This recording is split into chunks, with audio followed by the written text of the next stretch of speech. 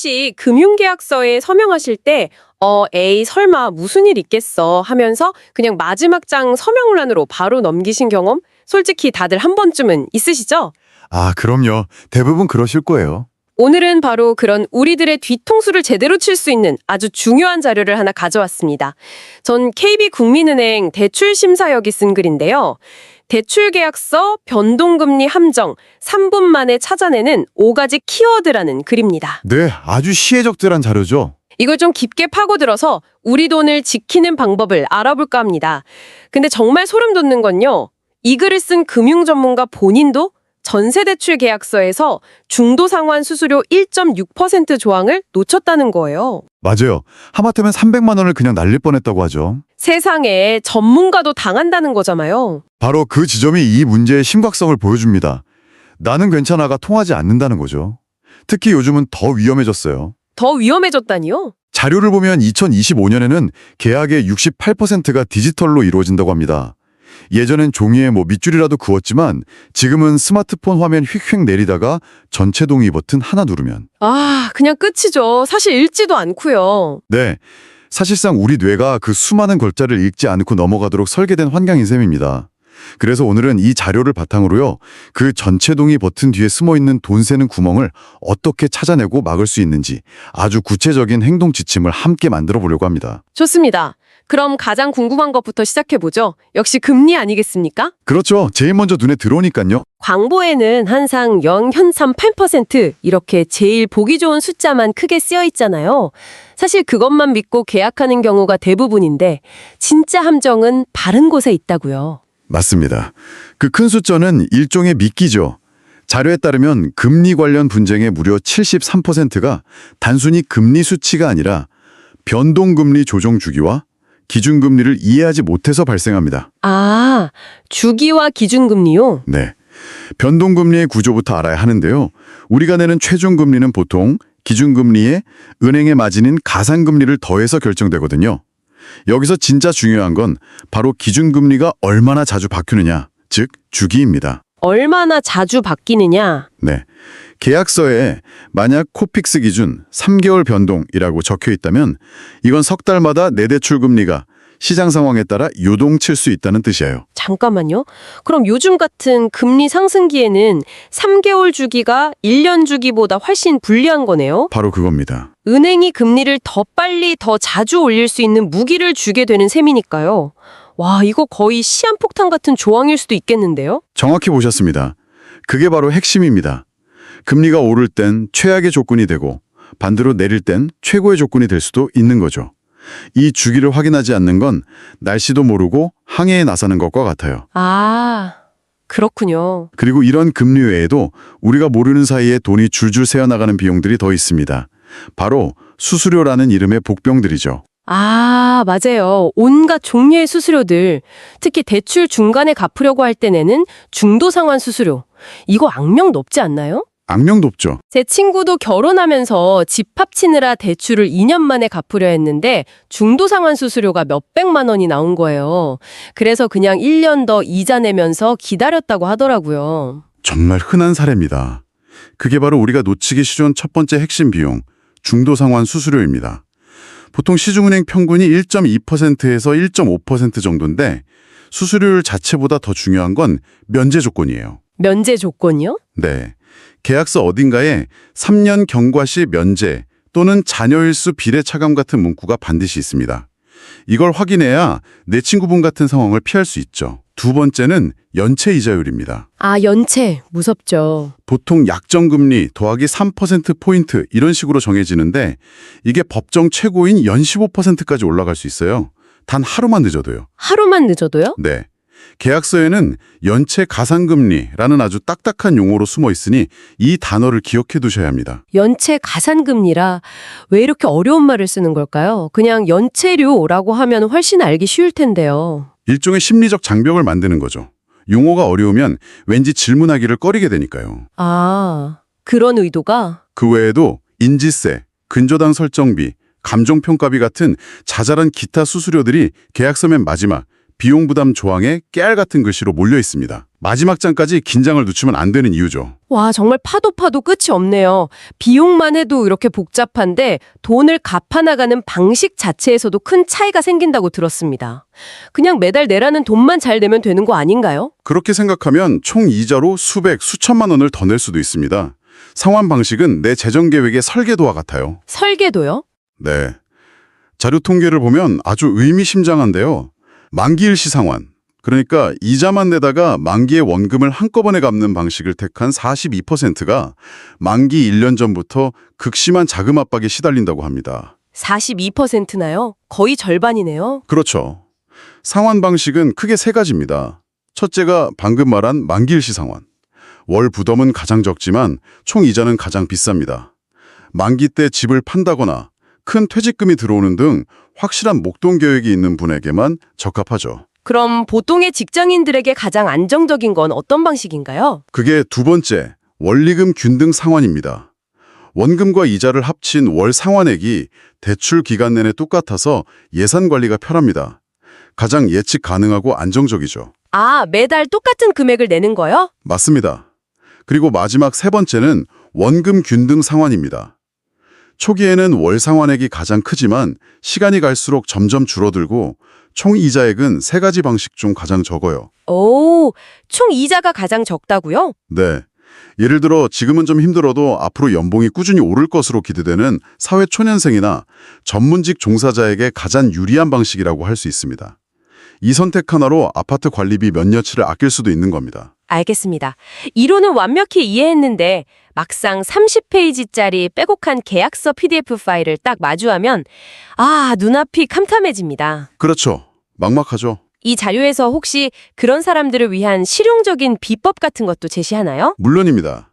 이제부터가 진짜 실전이죠. 자료에서는 네 가지 핵심 확인법을 제시하는데 앞서 다룬 금리, 수수료, 상환 연체 외에 세 번째로 반드시 확인해야 할 것이 바로 부대조항 또는 특약사항이라고 불리는 부분입니다. 부대조항, 특약사항. 네, 이곳이 바로 독소조항들의 집합소거든요. 가장 대표적인 게 신용위험 발생 시 즉시 전액 상환 같은 기한이익 상실 조항입니다. 기한 이익 상실, 단어부터가 불길한데요. 그게 무슨 뜻이죠? 그리고 신용 위험이라는 것도 너무 애매하고요. 바로 그겁니다. 기한이익 상실이란 만기까지 나눠 갚을 수 있는 당신의 권리, 즉 기한의 이익을 없애고 은행이 대출금 전액을 당장 갚으라고 요구할 수 있다는 무서운 조항입니다. 네. 당장요? 네. 그런데 신용위험의 기준이 명확하지가 않아요. 다른 대출을 하나 더 받았다는 이유로 혹은 신용점수가 조금 떨어졌다는 이유로 은행이 이걸 적용할 수도 있다는 겁니다. 굉장히 불공정할 수 있는 조항이죠. 와, 정말 눈에 불을 켜고 읽어야겠네요. 그래서 이 특약사항 부분은 정말 꼼꼼히 봐야 합니다. 듣기만 해도 아찔하네요. 그럼 네 번째 방법은 뭔가요? 이 모든 걸 좀 더 스마트하게 해결할 방법이 있을 것 같은데요? 맞습니다. 네 번째 방법은 기술을 우리 편으로 만드는 겁니다. 자료에서 제안하는 3단계 디지털 확인법이 아주 기가 막힙니다. 뭔가요? 1단계. 일단 계약서를 스마트폰 앱으로 찍거나 PDF 파일을 텍스트로 변환합니다. 그리고 2단계가 핵심인데요. 네, 핵심이요? 변환된 텍스트 파일에서 딱 11개의 위험 키워드를 검색. 그러니까 컨트롤 플러스 F를 누르는 겁니다. 키워드 검색이라니 그 11개가 뭔지 정말 궁금한데요. 바로 중도, 연체, 수수료, 해지, 보증, 담보, 기한, 이익, 상실, 가산, 철회입니다. 중도, 연체, 수수료, 해지. 네. 이 단어들이 포함된 문장만 찾아서 읽어도 위험 조항의 90% 이상을 걸어낼 수 있습니다. 예를 들어 기한, 이익, 상실 이 세 단어가 한 문장에 같이 나온다. 그럼 100% 기한이익 상실 조항이겠네요. 그렇죠. 무조건 확인해야죠. 마지막 3단계는 텍스트 음성 변환, TTS 기능으로 계약서를 들어보는 겁니다. 들어본다고요? 네. 눈으로 읽을 때 놓쳤던 어색한 문장이나 불리한 내용이 귀로는 더 잘 들리는 경우가 많거든요. 와, 듣는 계약서라니 정말 획기적인 방법이네요. 그런데 이렇게 좋은 방법이 있어도 사람들이 가장 자주 저지르는 실수가 있다고요? 네, 그렇습니다. 자료 통계를 보니 대출 경험자의 67.8%가 계약서 전체를 읽지 않고 서명했다고 응답했던데 결국 이게 모든 문제의 시작이겠죠. 그렇죠. 그래서 우리가 어떤 권리를 놓치고 있는지를 아는 게 중요합니다. 자료를 바탕으로 사람들이 가장 흔하게 놓치는 핵심 권리 5가지를 정리해 볼게요. 네, 알려주세요. 첫째, 금리 인하 요구권을 모릅니다. 대출받고 나서 승진을 해서 소득이 늘거나 신용점수가 오르면 은행에 금리를 깎아달라고 당당하게 요구할 수 있는 법적 권리입니다. 아, 그런 권리가 있군요. 네, 이걸 몰라서 수년간 더 높은 이자를 내는 분들이 정말 많습니다. 둘째, 대출계약 철회권을 모릅니다. 철회권이요? 네, 특히 비대면, 디지털 계약은 14일 이내에는 아무런 위약금 없이 대출을 물릴 수 있습니다. 이미 대출 실행됐는데 어떡하지? 라면 전전긍긍할 필요가 없는 거죠. 14일 이내 철회권이라 이건 거의 대출계의 환불보장제도나 마찬가지네요. 정말 중요한 정보입니다. 신용도 하락 시 추가 담보 보증인 요구 가능이라는 조항을 미리 못 봤기 때문이죠. 미리 확인해야겠네요. 네 번째는 앞서 말한 상환 방식을 착각하는 거고요. 만기일 시와 분할 상환, 글자 하나 차이인데 자금 계획 전체가 망가질 수 있죠. 마지막 다섯 번째는 약관 개정 통지를 못 받는 겁니다. 약관 개정이요? 네, 약관이 바뀔 때 이메일로 알려줄지 문자로 알려줄지 확인하고 내가 가장 잘 확인하는 채널로 설정해둬야 합니다. 나도 모르는 사이에 나에게 불리하게 약관이 바뀌는 걸 막아야죠. 듣고 보니 우리가 정보가 없어서 당한다기보다는 이미 주어진 정보를 확인하지 않아서 생기는 문제들이 대부분이군요. 맞습니다. 이제는 기술의 도움을 좀 더 적극적으로 받을 시대가 온 것 같습니다. 2025년 이후의 계약 환경은 어떻게 달라지나요? 크게 두 가지 긍정적인 변화가 있습니다. 첫째, AI 계약서 분석기의 대중화입니다. 토스나 뱅크샐러드 같은 핀테크 앱에 내가 받은 대출 계약서 PDF 파일을 그냥 올리기만 하면 그냥 올리기만 하면요? 네, AI가 고객님, 3조 2항의 중도 상환 수수료 조항은 타은행 대비 불리합니다. 와 같이 위험 요소를 자동으로 분석해서 알려줍니다. 와, 이 글의 저자 역시 AI 분석기 덕분에 본인의 주택담보대출계약서에서 숨어있던 수수료 환급 조항을 찾아냈다고 하더군요. AI가 제 개인 변호사 역할을 해주는 셈이네요. 그런데 그런 민감한 계약서 파일을 앱에 올려도 보안상 괜찮은 건가요? 100% 믿을 수 있을까요? 아주 좋은 질문입니다. 물론 개인정보보호 정책을 꼼꼼히 확인해야죠. 하지만 이런 AI 서비스들은 대부분 정보를 비식별화 처리하고 분석이 끝나면 즉시 파기하는 것을 원칙으로 합니다. 그렇군요. AI를 100% 맹신하기보다는 내가 놓칠 수 있는 부분을 한 번 더 걸러주는 2차 안전망으로 활용하는 지혜가 필요합니다. 2차 안전망, 좋은 표현이네요. 그리고 두 번째 변화는 계약서 자체의 신뢰도를 높이는 기술입니다. 2025년 1월부터 의무화된 블록체인 기반 타임스탬프 기술이죠. 블록체인이요? 네, 계약서 하단에 전자서면 검증 코드를 금융감독원 사이트에서 조회하면 이 계약서가 위조되거나 변조되지 않았다는 걸 누구나 직접 확인할 수 있게 됩니다. 기술 덕분에 개인이 금융사와 싸울 수 있는 무기가 점점 많아지는 느낌이네요. 좋습니다. 그럼 이 모든 정보를 종합해서 당장 다음 주에 대출 계약을 앞둔 청취자가 있다면 그분이 반드시 실천해야 할 최종 행동 가이드를 3단계로 정리해 주실 수 있을까요? 네, 딱 세 가지만 기억하시면 됩니다. 1단계, 서명 전에 반드시 계약서 PDF 파일을 내 컴퓨터나 스마트폰에 다운로드해서 영구 저장하세요. 저장을 먼저 해라. 네, 은행 앱에서는 계약 완료 후에 열람이 불편해지거나 막히는 경우가 있습니다. 내 권리 증서는 내가 챙겨야 합니다. 2단계, 오늘 우리가 이야기 나눈 것들을 나만의 체크리스트로 만들어 하나씩 지워가며 검토하세요. 체크리스트요? 그리고 마지막 3단계가 가장 중요합니다.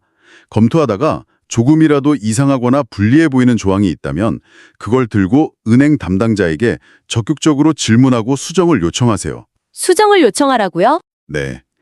이 조항은 왜 필요한 거죠? 다른 은행은 이 조건이 없던데 면제해 주실 수 없나요? 라고 당당하게 묻는 겁니다. 이게 진상짓이 아니라 정당한 권리 행사입니다. 와, 실제로 자료에 따르면 2024년 한 해에만 KB국민은행에서 고객의 요청으로 중도 상환 수수료 면제 조건에 바꿔준 사례가 1,200건이 넘는다고 합니다. 행동하는 사람만이 얻을 수 있는 거죠? 결국 대출계약서는 단순히 돈을 빌리는 서류가 아니라 예측 불가능한 미래로부터 나의 재산을 지키는 가장 중요한 방패라는 생각이 드네요. 네, 가장 중요한 방패죠. 오늘 나눈 이야기의 핵심, 4가지 핵심 영역을 확인하고 11개의 위험 키워드를 검색하는 습관. 이것만으로도 우리는 훨씬 더 강력한 방패를 손에 쥐게 되는 겁니다. 맞습니다. 자료의 마지막 문장이 모든 걸 요약해줍니다. 계약서를 꼼꼼히 읽는 사람은 절대 손해보지 않는다. 이 말이 오늘 분석의 결론입니다. 아, 명언이네요. 혹시 이 방송을 들으면서 내 계약서는 어떻게 돼 있더라 궁금해지셨다면 지금 바로 서랍 속에 잠자고 있는 대출 계약서를 꺼내보세요. 그리고 딱 2가지만 찾아보십시오. 중도 상환 수수료는 몇 %인지, 그리고 연체 이자율은 어떻게 계산되는지. 네, 딱 2가지만. 그 작은 행동이 당신의 재산을 지키는 위대한 첫걸음이 될 겁니다. 오늘 긴 시간 동안 정말 피가 되고 살이 되는 이야기였습니다. 마지막으로 이 방송을 듣는 당신에게 질문 하나를 던지며 마무리할까 합니다. 오늘 우리가 함께 파헤쳐본 11개의 위험 키워드 중 만약 당신이 지금 당장 당신의 계약서를 검토한다면 가장 먼저 검색해보고 싶은 단 하나의 키워드는 무엇인가요? 그리고 그 이유는 무엇인가요? 아마 그 답을 생각하는 순간 당신은 이미 은행이 가장 상대하기 까다로워하는 현명한 금융 소비자가 되어 있을 겁니다.